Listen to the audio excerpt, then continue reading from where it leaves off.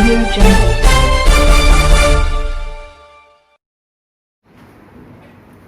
29 अक्टूबर का चुनाव का होगा, उससे पहले चुनाव है। इधर से क्या तैयारी हो रही है?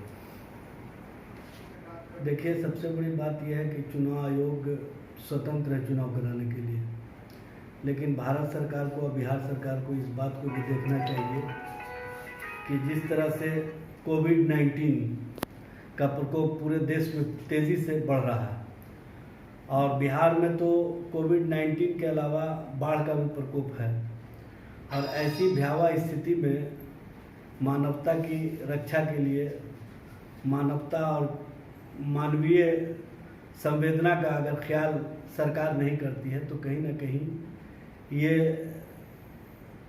राज्य के लिए और देश के लिए दुर्भाग्यपूर्ण स्थिति है।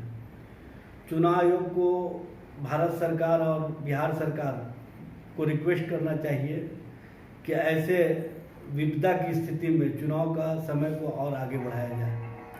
अगर चुनाव आयोग चुनाव कराने के प्रति गंभीर है तो हम लोग भी चुनाव की तैयारियों में गंभीर हैं, और हमारी पार्टी की ओर से 150 सीटों को चिन्हित किया गया है और उन 150 सीटों पर हमारे उम्मीदवार के चयन का सिलसिला जारी है। 94 सीटों पर हमारी ओर से उम्मीदवार के जातीय समीकरण का ख्याल करते हुए घोषणा कर दी गई है 94 सीट चिन्हित करके। बाकी जो 56 सीट है उसकी भी घोषणा 2 हफ्ते के अंदर कर दी जाएगी। जहां तक गठबंधन का सवाल है, समान विचारधारा वाले जो भी लोग हैं और जो भी इन 15-15 वर्षों के राजनीति से उठ चुके हैं, उनके साथ हम लोग गठबंधन करने के लिए तैयार हैं। हम लोगों का स्लोगन है कि 30 साल बनाम 3 साल। 30 साल में इन लोगों ने बिहार को रसातल में डालने का काम किया। बिहार की शिक्षा व्यवस्था समाप्त हो गई, स्वास्थ्य व्यवस्था चरमरा गई। हद तो यह है कि महिलाएं और दलित अति पिछड़ा सुरक्षित नहीं है, और सबसे अफसोस की बात है कि बिहार की सरकार दलितों की हत्या को रोकने के प्रति गंभीर नहीं है, लेकिन दलित की हत्या हो जाएगी उसके बाद नौकरी देने के लिए बहुत जल्दबाजी दिखा रही है। ये राजनीतिक दृष्टिकोण हमको कहीं से भी समझ में नहीं आता है। मानवता और मानवीय संवेदना ये कहता है कि किसी की भी हत्या नहीं हो, इसके लिए सरकार को गंभीरता दिखानी चाहिए, लेकिन सरकार की ओर से ऐसी कोई भी प्रयास नहीं हो रहा है, और ना ही नीतीश सरकार दलितों और अति पिछड़ों के हत्या और उनके साथ हो रहे घटनाओं के प्रति गंभीर है। हद तो यह है कि महिला पर अत्याचार, दुराचार, उनके साथ अमानवीय व्यवहार की घटनाएं तेजी से बढ़ रही हैं, और ऐसा लगता है कि राज्य में सरकार नाम की कोई चीज़ नहीं है। हद तो यह है कि आपने परसों सुना होगा कि मुजफ्फरपुर में एक डकैती की घटना हुई। उस डकैती के बाद डकैत जो सामान लूट करके ले जाना था तो ले ही गए, एक बच्ची को भी उठा करके ले गए हैं और अब तक पता नहीं चला है।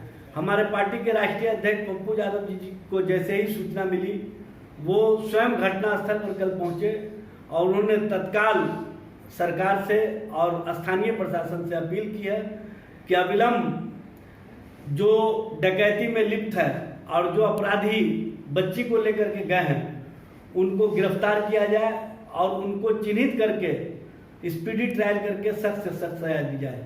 अगर जल्द से जल्द कार्रवाई नहीं हुई तो हमारी पार्टी की ओर से 7 सितंबर को मुजफ्फरपुर बंद का आह्वान किया गया है। उसमें पार्टी के सभी नेता और कार्यकर्ता अभी से ही अभियान में लग गए हैं कि 7 सितंबर को मुजफ्फरपुर को बंद रखा जाए। जो अपराध की घटनाएं हैं, जो दुराचार की घटनाएं हैं, जो छोटी बच्चियों के साथ हत्या और उनके साथ बलात्कार की घटनाएं हो रही हैं, ये मानवता को शर्मसार करने वाली है। हम समझते हैं कि जो डबल इंजन की सरकार है उसको चाहिए कि चुनाव से पूर्व इन घटनाओं को रोकने के प्रति कितना गंभीर है, उसके बारे में क्या वादा किए हैं वो बताने का काम करे, न कि दलितों की हत्या के बाद उनको नौकरी देने का जो प्रमोशनिक कार्यक्रम चल रहा है उसको समाप्त किया जाए। और दलित, अति पिछड़ा और जो समाज के कमजोर वर्ग के तबके हैं, जो वंचित हैं, जो महिलाएं हैं, उनके सुरक्षा की गारंटी दी जाए। अन्यथा जन अधिकार पार्टी लोकतांत्रिक पार्टी के राष्ट्रीय अध्यक्ष पप्पू यादव जी के नेतृत्व में सड़क से लेकर के सदन तक जन आंदोलन खड़ा करेंगे और राज्य सरकार को मजबूर करेंगे कि जो 15 वर्षों में उन्होंने काम किया है उसको किस तरह से जनता के बीच उजागर किया जाए, और चुनाव से पहले हम जनता को बताने का काम करेंगे। ये सरकार सिर्फ नारे और ढकोसले पर चलने वाली सरकार है। इस सरकार को उखाड़ फेंकने का सही वक्त है। अब आप जल्द से जल्द इस सरकार को उखाड़ फेंकने में जो हमारा संकल्प है 30 साल बनाम 3 साल, उस संकल्प में साथ देने का काम कीजिए। हम एक बेहतर बिहार, एक सुंदर बिहार, उन्मुक्त, अपराध उन्मुक्त बिहार और महिलाओं पर जो अत्याचार हो रही है उन अत्याचारियों को सजा दिलाने वाला बिहार बनाने का काम करेंगे।